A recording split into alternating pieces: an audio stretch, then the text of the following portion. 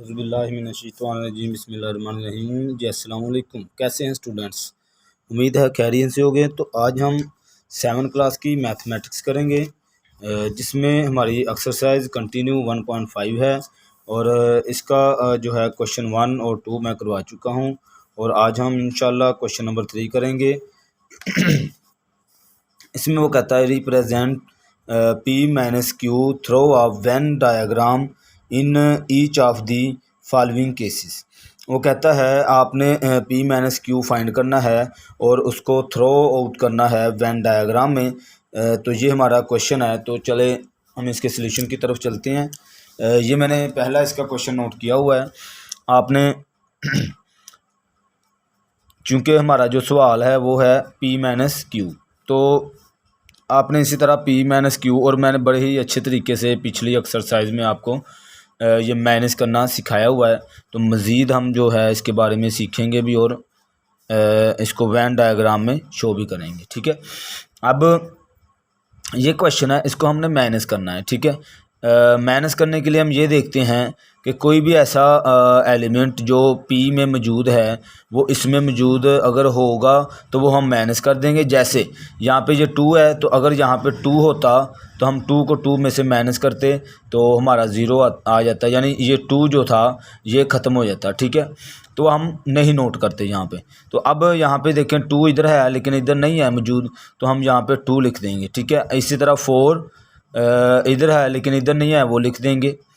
यहाँ पे 6 है तो यहाँ पे 6 मौजूद नहीं, तो हमने 6 लिख दिया। यहाँ पे 8 है तो 8 हम यहाँ पे लिख देंगे। ठीक है जी, ये जी हमारा हमने P माइनस क्यू फाइंड किया है। अब हमने इसको वेन डायग्राम में कैसे शो करना है, आप लोगों ने इस तरह से एक रेक्टेंगल लगा के आपने एक डायग्राम बना लेनी है और उसके बाद आपने इसमें P का, जो हमारे पास P है उसका और Q का आपने 2 सर्कल लगा लेने हैं।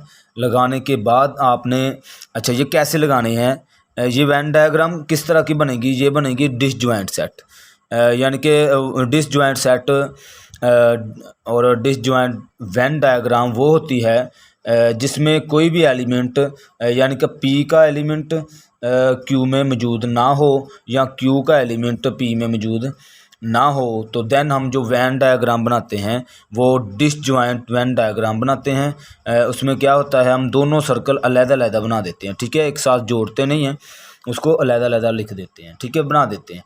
अब इसके बाद होता है प्रोसेस हमारा कलर करने का, यानी शेडिंग करनी है हमने। तो शेड के लिए हम देखते हैं आंस। तो आंस में हमारे पास जो आंस आया है वो सारे के सारे एलिमेंट किसके आए हैं वो हमने देखना है आंस में। तो हमारे एलिमेंट जो थे वो P के सारे एलिमेंट जिसमें आंस में आए हैं, इसका कोई भी ऐसा एलिमेंट नहीं है जो इसमें मौजूद हो। तो हम जो है जो P वाला हमारे पास सर्कल है इसको हम ऐसे शेड कर देंगे।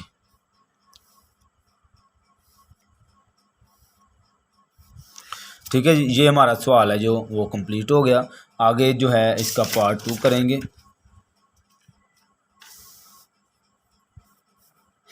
जी ये मैंने क्वेश्चन नोट किया हुआ है। आपने जो है P माइनस क्यू फाइंड करना है। तो P माइनस क्यू वैसे ही जैसे हमने पीछे फाइंड किया है। यहाँ पे 5 है, यहाँ पे 5 मौजूद नहीं, तो हम यहाँ पे 5 लिख देंगे, क्योंकि अगर सेम रकमें होगी तो वो माइनस हो जाएंगी। अगर सेम नहीं है तो वो हम यहाँ पे लिख देंगे। ठीक है, अब 10 इधर है इधर नहीं है तो हमने 10 लिख देना है। इसी तरह यहाँ पे 15 है तो 15 इधर मौजूद है तो हम 15 नहीं लिखेंगे क्योंकि ये माइनस हो जाएगा। तो ये जो है हमारा इसका आंसर आ जाएगा। ठीक है जी, तो ये हमारा P माइनस क्यू आ गया है। अब इसको वेन डायग्राम में कैसे शो करना है, ये मैंने वेन डायग्राम बनाई हुई है। तो P और Q, अब ये मैंने ओवरलैपिंग वेन डायग्राम बनाई है। ओवरलैपिंग, ये ओवरलैपिंग क्यों बनी, उसकी वजह ये थी कि इसमें कम से कम एक एलिमेंट ऐसा था जो P सेट में मौजूद था, जिसकी वजह से ये ओवरलैपिंग वेन डायग्राम मैंने डिज़ाइन किया। ठीक है जी, अब हमने जो है वो पेंट कैसे करना है, हमने ये देखना है कि जो एलिमेंट है वो किसके इसमें आए हैं, वो हमने जो है पेंट कर देना है। जैसे कि यहाँ पे अगर देखें 5 और 10 हमारा जो है वो आंस आया है, तो इसका कोई भी ऐसा एलिमेंट नहीं है जो इस आंस में मौजूद हो। ठीक है, यानी कि ये जो आंस आया है वो पी के एलिमेंट, तमाम के तमाम पी के एलिमेंट है। तो हम जो है इसको कलर कर देंगे। ठीक है जी।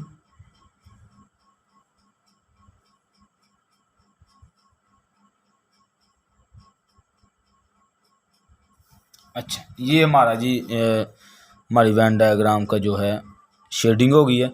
अच्छा, यहाँ पे एक सवाल पैदा होता है कि सर ये हमने इसको कलर क्यों नहीं किया, ये जो ओवरलैप हुआ है पीछे हम इसको करते रहे हैं लेकिन इसमें हमने इसको कलर नहीं किया। उसकी वजह ये है कि ये कलर इसलिए लिए नहीं हुआ क्योंकि इसमें चूँकि हमारा 15 जब वेन डायग्राम बनाते हैं तो उसमें हम इन दो सेट्स को देखते हैं कोई जो है वो किस तरह का हमारी जो है वेन डायग्राम बनेगी। ठीक है, उसके बाद जो कलर करते हैं हम आंस को देखते हैं, तो आंस में देखें जो यहाँ पे 15 आता है, यानी 15 जो है इधर भी मौजूद है और इधर भी, वो हमने इस आंस में लिखा है, वो हमने नहीं लिखा। ठीक है, यानी कि इसमें जो सेट में आया है वो हमने पी की वैल्यू में यहाँ पे आंस जो आया वो हमने नहीं लिखा, इसलिए ये खाली सेट होगा। ठीक है, क्योंकि क्यू का कोई भी एलिमेंट है वो पी यानी कि पी में मौजूद नहीं है, इसलिए हमने इसको ऐसे कलर किया है। ठीक है जी।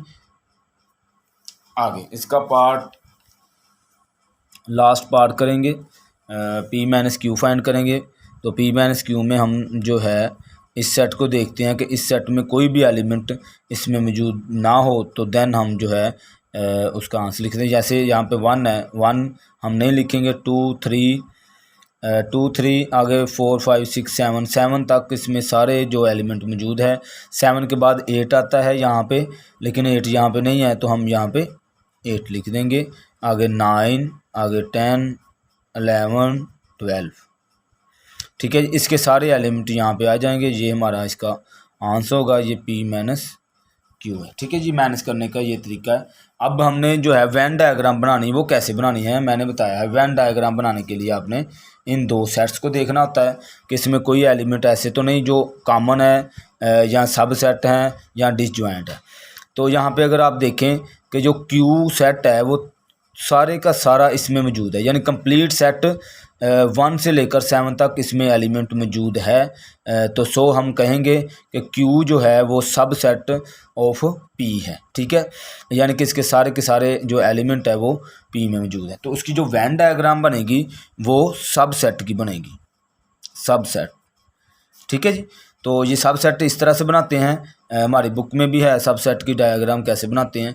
तो हमने जो है एक सर्कल लगाना, फिर उसी के अंदर हमने दूसरा सर्कल लगाना होता है, क्योंकि हमें पता है जो पहला हमारे पी एलिमेंट है वो क्यू के एलिमेंट जो है वो पी में मौजूद है। ये पी हमारे पास ज़्यादा एलिमेंट है इसलिए हमने उसका बड़ा सर्कल बनाया, क्यू के एलिमेंट कम है इसलिए हमने वो छोटा सर्कल बनाया।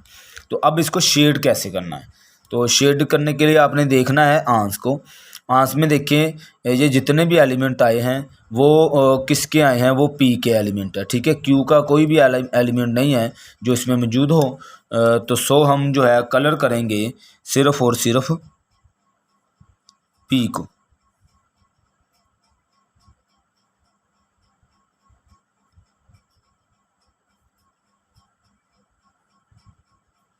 एहतियात से करने हैं ताकि हमारी वेन डायग्राम है जो ख़राब ना हो जाए। ये लें जी, हम इस क्यू को कलर नहीं करेंगे, उसकी वजह यह है कि इसका कोई भी एलिमेंट जो है हमारे इस आंस में मौजूद नहीं है, सिर्फ और सिर्फ पी के एलिमेंट आए तो हम पी को ही इसको ऐसे कलर करेंगे। ठीक है जी, तो ये था हमारा जो है क्वेश्चन नंबर 3 कंप्लीट हो चुका है। तो आगे जो है इंशाल्लाह हम नेक्स्ट वीडियो में मुलाकात करेंगे। उम्मीद है इन क्वेश्चनों की भी आपको अच्छे से समझ आई होगी। फिर भी अगर आपको कोई क्वेश्चन हो तो आप कमेंट कर सकते हैं। मेरी वीडियो जो है ज़्यादा से ज़्यादा दोस्तों में शेयर करें। बहुत शुक्रिया, अल्लाह हाफिज़।